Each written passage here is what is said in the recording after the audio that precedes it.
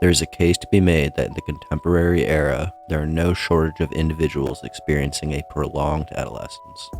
From the phenomenon of Disney adults to the stranglehold that superhero movies seem to have over the cinematic landscape, it's almost undeniable that a puerile mentality is the driving force behind the thought process of many in their late 20s, early 30s, and beyond. But all children, except one, grow up, and Peter Pan isn't real. At its most basic level, High Fidelity is a story about a breakup. We follow the protagonist, Rob Gordon, as he relives his past relationships with what he calls his Desert Island all-time top 5 most memorable breakups in chronological order. Number 1 is Allison Ashworth, Rob's first girlfriend. They dated very briefly, with the entirety of their relationship lasting less than a singular standard shift at any given job. This short-lived romance consisted exclusively of smooching and came to a screeching halt when Miss Ashworth decided that she would rather smooch someone else. When we revisit this relationship in the future, it's revealed that Miss Ashworth married that someone else, thereby absolving Rob of any wrongdoings or shortcomings, at least in his mind. Number 2 is Penny Hardwick, ostensibly a straight-laced girl. Rob dated this woman in high school, but dumped her because she did not desire the same level of intimacy as Mr. Gordon, again, in his own mind.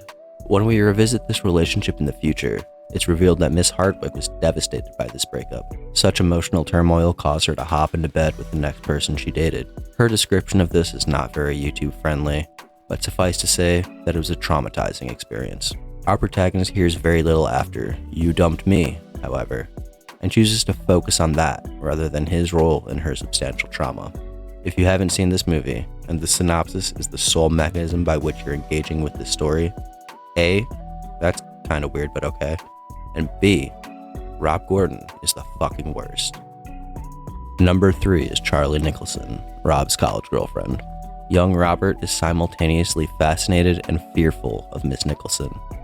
He's attracted to her, both physically and mentally, but is also wildly insecure as a result, and as such, Miss Nicholson leaves him for a more suitable suitor.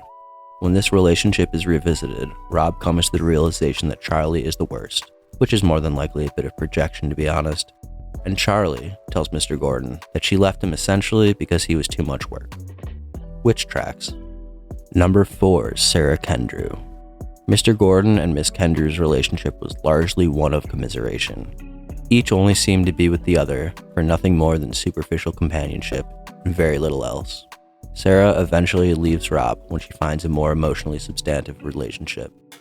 Once again, we find ourselves in the future with these two former lovers, and it is shown that Miss Kendrew is having a rough go of it and would very much like to rekindle their past relationship, but Rob brushes her off. He looks down his nose at the woman and entertains the notion of sleeping with her, but decides against it, as it would perpetuate some sort of single culture that he is for some reason vehemently opposed to. I will once again reiterate, this guy sucks. Number 5 is Jackie Allen. Just kidding, it's Laura, Rob's most recent ex. But the film does a rug pull on this one, so I felt compelled to do the same. This fourth wall-breaking listicle comprises roughly half of the movie, if not a bit more. What follows is a depiction of how Mr. Gordon deals with his most recent breakup. Spoilers, he deals with it poorly. He continually stymies Laura's attempts to move on, harangues her and her new boyfriend with an unending series of phone calls, and is honestly just incessant in his attempts to win Laura back, despite the fact that she wants no such thing. But then Laura's dad dies. Rob is invited to and attends the funeral. The two reconnect and get back together. Laura is too overcome with grief and falls back into her comfort zone. As she puts it in a conversation with Mr. Gordon, quote, "I'm too tired to not be with you." There's a brief honeymoon period after the two reunite, but before long, Rob is back on his bullshit and begins to flirt with a music writer that wanders into his record store. Mr. Gordon flirts with the idea of being with her, but instead opts to put more efforts into his relationship with Laura. Largely for the same reasons that Laura got together with Rob after her father passed, because it's comfortable. The film culminates with Rob signing a band, releasing the record, and Laura throwing an event for said release, and in the process, dragging Mr. Gordon, kicking and screaming, into the next phase of his life, punctuated with a meticulously curated mixtape. What does any of this have to do with growing up, you may be asking? Everything that has been previously laid out seems to be a story about a breakup and relationships. To that, I would respond, yes, it is. What an astute observation. But things can be about more than one thing. For the majority of the film, we watch as Rob throws a prolonged pity party in conjunction with a terrific temper tantrum. Mr. Gordon vacillates between the throes of despair at his own shortcomings and unbridled rage at his former lover and her new paramour. For all of his introspection, Rob Gordon is woefully unself-aware, and as a result, is unwilling or unable to comprehend the childish nature of the way he is acting. He is so up his own butt about his feelings that he can't even recognize the core reason that Laura left him in the first place. She is, quote, trying to get her shit together, and can't see that happening with you, meaning Rob, in case that wasn't clear. Even when Mr. Gordon revisits his past relationships, he doesn't glean any insight. He just hears what he wants to hear and uses this to confirm what he is feeling, rather than internalize what his exes are saying and better himself as a result. Emotionally, he is akin to a petulant child who continues to throw a fit until he gets what he wants. Towards the end of the film, he begins to take the proper steps on the road towards adulthood, but just keeps backsliding. He signs a band and releases their record, but then tells them not to show up to the event celebrating this release. He gets back together with Laura, only to begin engaging in flirtatious interactions with a random new girl. All of these things eventually lead to his emotional growth, but this process proceeds at a snail's pace. He eventually becomes something that more closely resembles a grown-up, but the route he takes is far from direct. That leads us back to Laura. From what the audience sees, she is reasonably mature throughout the film, despite her also being in a state of emotional turmoil. She is portrayed as a paragon of level-headedness. She suffers the impetuous nature of her former lover as well as one can, and eventually realizes that she does care for him, not in a passionate, new relationship type of way, but more in a compassionate sense. She no longer wants the drama, the fighting, the uncertainty, and so on. She just wants the comfort that comes with sleeping next to someone you love.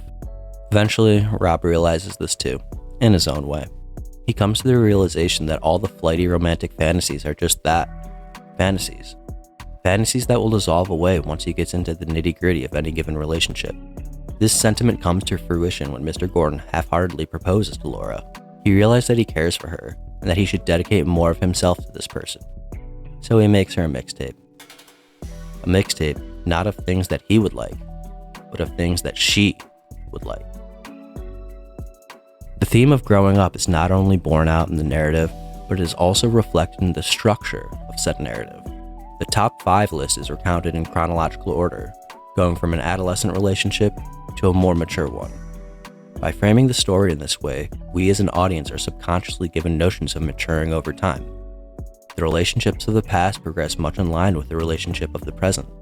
So, when the relationship in the present finally reaches its narrative conclusion, the audience is left with a feeling of resolution on more than just one level. Growing up is more than just about the things that one enjoys. Watch superhero movies if you want. Have your favorite Disney princess etched onto your tombstone for all I care. What is more important than maturing in media takes is maturing in interpersonal takes. Because no grown-up wants to be friends with a child. Relationships are hard, but they're probably worth it in the end. Because casting aside the fantasies of youth in favor of the comfort of adulthood is truly what it means to grow up. One tangent here at the end. This is entirely unrelated to any of the points that I just made, but there's a scene where the skaters are shoplifting a bunch of records and are caught. These youths relinquish their ill-gotten gains in exchange for their beloved skateboard. After dropping these records on the ground, Rob berates them for their poor music taste. One of these records is Double Nickels on the Dime by the Minutemen. This is a very good album by a very good band, and I take issue with the fact that it was criticized, even if it wasn't called out by name.